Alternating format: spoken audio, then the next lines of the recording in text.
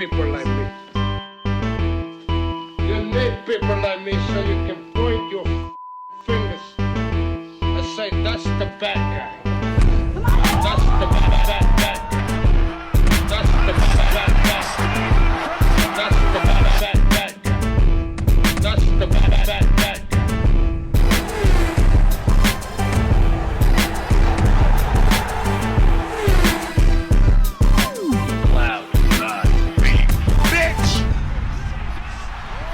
Welcome to the motherfucking relay. We're covering today's top boxing news. Ow!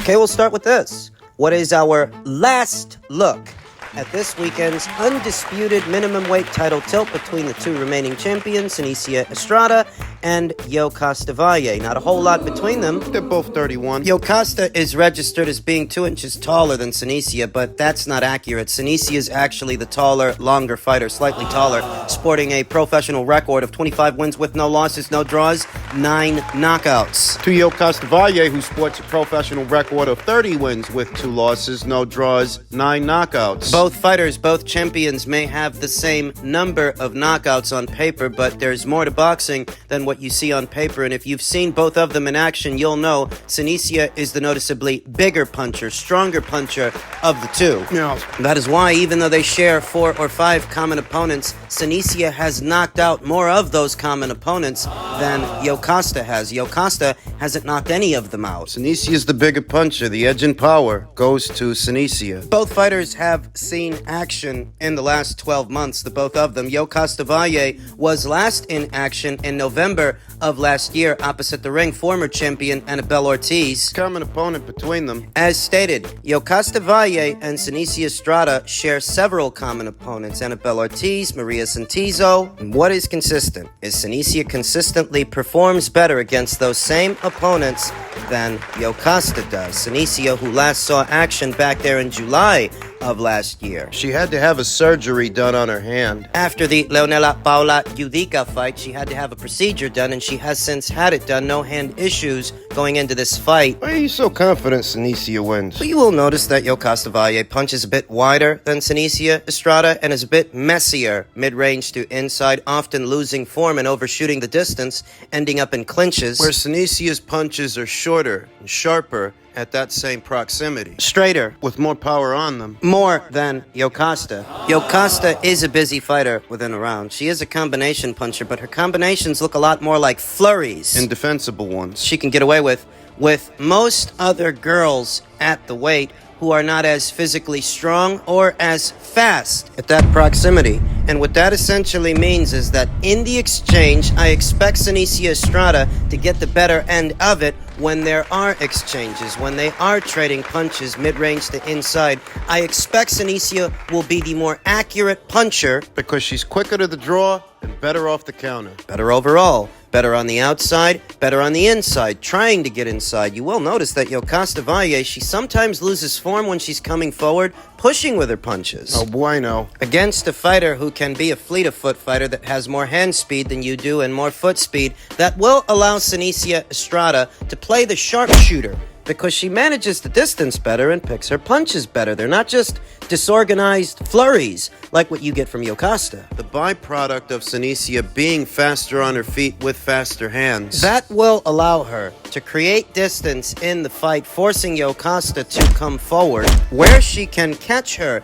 coming in, because Costa's punches are wider than Senicia's. Not as short, not as sharp. Not as defensible. Make a miss, make a pay. Condense it. Senicia Estrada is fast enough on her feet to create distance between herself and Costa, which will force Costa to come forward. Right. And because Costa pushes with her punches and makes mistakes while she's coming forward, she'll be open for punches. She'll be open for counters. And those counters land. She will momentarily stun Valle, catching her off guard, at which point she can step into her punch to bring other punches over, put some together. Fight her off. Thereby controlling the distance at which the fight is being fought and the pace, the tempo of the match. And don't forget, she's a harder puncher than Costa. The potential for a knockdown or knockdowns is there, because if Costa tries to give Senicia the old bum's rush, she can be caught losing form on the way in. Yeah. Caught with a hard shot. I could definitely see Senicia Estrada scoring a knockdown or some knockdowns, but I don't know about a knockout. To Yokasta Valle's credit, in 32 professional bouts, she's never been stopped. I wouldn't bank on that happening this weekend. But I do think she might get dropped, and I do think she will lose a lopsided decision, as Senicia Estrada is a lot more physically gifted and tactically sound, fundamentally sound, than Yokasta Valle. She's going to manage the distance at which the fight is being fought, mitigate the exchanges, and land the more meaningful, hard punches. The beefier punches. In what promises to be a fan-friendly fight between prolific punchers, action fighters, I think Senicia will create clear separation between herself and Yokasta. And it's not because Yokasta's not a good fighter, she is. It's just that Senicia is better. Better at everything. Better all around. Yes. Senicia Estrada on points. Yes. Senicia conservatively. That's the pick. Elsewhere in the world of boxing, I'm sure you've heard by now, news broke yesterday, Conor Benn's hopes of fighting in the UK are dealt a blow as the BBBofC and UKAD win appeal against decision to lift his suspension following positive drug test in 2022. Conor Benn's route back to fighting on home soil may have been dealt a blow after UK anti-doping and the British Boxing Board of Control won an appeal against the verdict to lift his temporary suspension. We've known that this was happening in the background for some months now, that even though Conor Benn has boxed 2 times on U.S. soil, BBBOC was still trying to make sure he don't get to box on UK soil. it is believed the decision was communicated last week by the NADP, who had cleared Benn to resume boxing in his country back in July. That was challenged by the British Boxing Board of Control and UKAD, both parties confirming in August that they were planning to contest the NADP ruling. Male Sport understands they have been successful in that protracted process, though it is currently unclear whether the outcome of the appeal could lead to Benn's British-based suspension being reimposed. Even if it's not, they won't license him. That's how it looks, that even if the suspension, as it were, is not reinstated, he would still have to go through them to get a boxing license, and they're not going to give him one unless he can explain himself. And that entire anti-doping fiasco from well over a year ago, I thought he did that already. it remains to be seen if this 18-month saga, which follows our revelations in October of 2022 that Benn had twice tested positive for the banned substance clomiphene, could ultimately be heading for the Court of Arbitration for Sport. Both the Board of Control and UKAD declined to comment. Representatives for Benn say no suspension has been ordered and he remains free to fight, just not in the UK. More time in the US. BBBOC and UKAD have got a hard fucking dick for Conor Benn. They've got a hard on for that guy. Yeesh. The board's stance is that the 27-year-old should not be licensed to fight here until he has been cleared via a definitive explanation of how the clomiphene entered his system. Benn previously heralded the NADP ruling in July as vindication of his innocence, though sources around the time told Male Sport that the hearing did not focus on an examination of the science. Part of the argument deployed by Benn's legal team is believed to have nosed on the right of UKAD to rule on samples collected by VADA, because it wasn't UKAD that conducted the test. It was VADA. I don't understand. UKAD works in tandem with the BBBOC, not VADA. So the argument must have been you can't turn around and use samples from the Voluntary Anti-Doping Association because you don't actually work with them, and you can't reach adjudication based on their findings because you have no oversight over their processes. Sounds good. There is a precedent there to make that argument because it sounded a lot like Conor Benn was attributing the whole thing to human error, that the only explanation for that clomiphene being in his samples has to be that somebody must have fucked up in the lab or something. The World Boxing Council, The reason so many people started making egg jokes. they offered up an explanation of their own, that perhaps the clomiphene came from Conor Benn's diet at the time,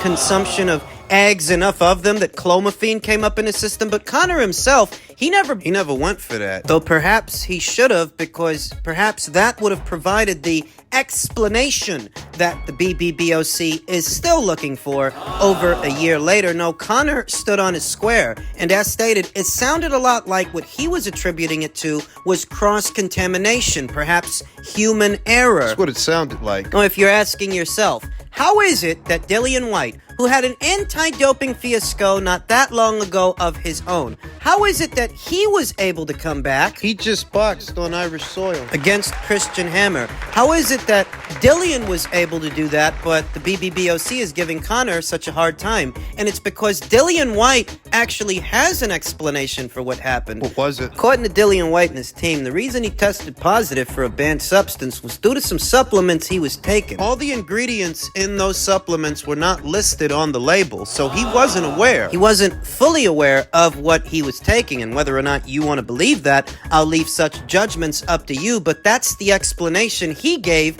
and it seems to have worked, whereas Conor... He seems to be suggesting human error. He seems to be suggesting or have suggested cross-contamination, but he likely has no evidence of that. So they went for the next best thing. A technicality. You tell the BBBOC you can't reach adjudication based on samples that VADA collected because you don't work with VADA.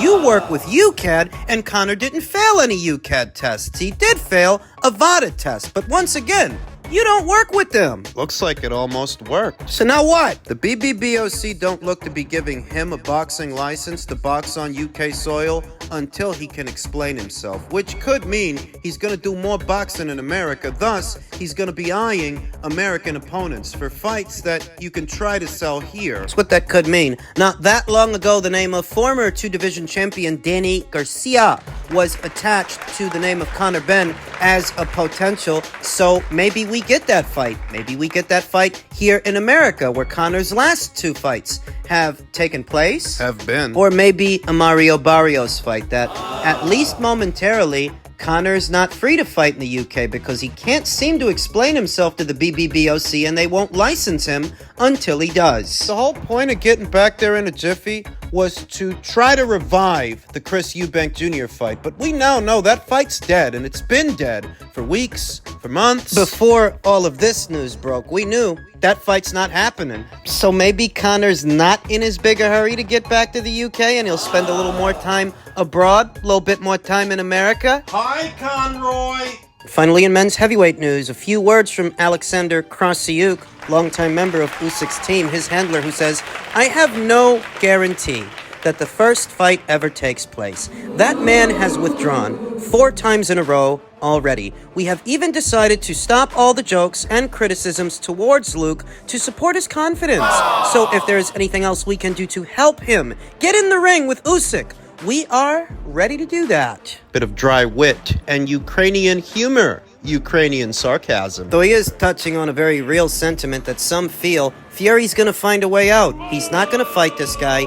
He's never wanted to fight this guy. Try and understand that.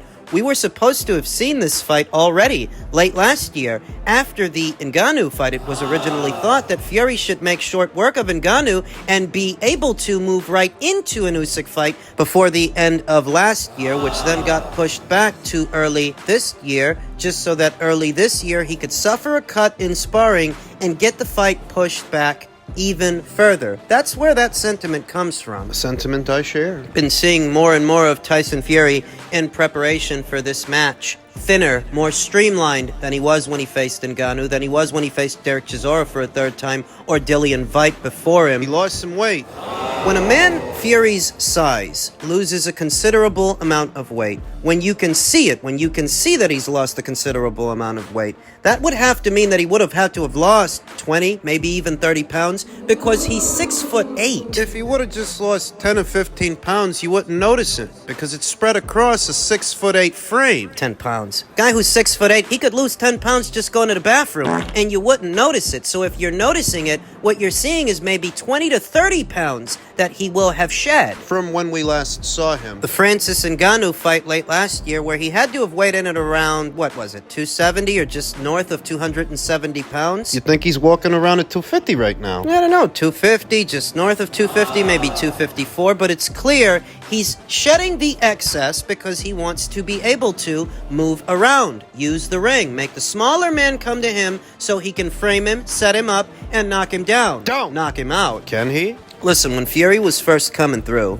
he wasn't known as a puncher per se. I understand that in the heavyweight division, pretty much everybody is always one punch away, just one, from being knocked out because these guys are all so big. They all weigh so much. Though Fury in particular, when he was coming through, he was never really known as a puncher No. or a knockout merchant. No. And what seems to have been the biggest advertisement for his power, it's got to be those Wilder fights. Well, that's when everybody started up with all that hullabaloo about his power and how he's got a crunk style power now. Fans who were just living in the moment and living in extremes because of what he did to Wilder, who's absolutely nothing like Alexander Usyk in terms of frame and fight mechanics, implementation, style. Based on the amount of weight that he's lost, it's clear he doesn't plan on fighting Usyk the way that he fought Wilder. With Wilder, he actually put on weight so he could lean on him and overpower him. With Usyk, he's a lot more fit and trim. So he must want to box him up. I've maintained throughout that there's nothing Tyson Fury does better than Usyk in terms of boxing. He's not actually the boxer that Usyk is. He's a very good boxer for a man who's 6'8". But it's all relative. You move better than your average boxer who's 6'8". That doesn't mean you move better than Alexander Usyk. That doesn't mean you're faster or sharper, least of all when you're ballooning in weight between fights and what are supposed to be training camps turn into fitness camps, fat camps. Power of silence. Humorous quotes from Alexander Krassyuk, as Usyk himself has never been a man of very many words. He doesn't talk much, and that is the power of silence. Building up your image in the mind of your enemy. That reserve to be silent, mostly silent throughout as the fight date approaches. Usyk doesn't say much. Fury's a guy, you can never get him to shut the fuck up. You point a mic in front of this guy, he won't stop fucking talking, whereas Usyk Disciplined. doesn't say much when you point a mic in front of him, and he says even less when you don't. The message Is that he doesn't have to. He doesn't have to say this and that about Tyson Fury. the message. Fury stunk out the joint with Ngannou late last year, and both him and Usyk met each other in the ring, and they locked eyes. That said everything Usyk needed to say, without saying anything at all. Power of silence.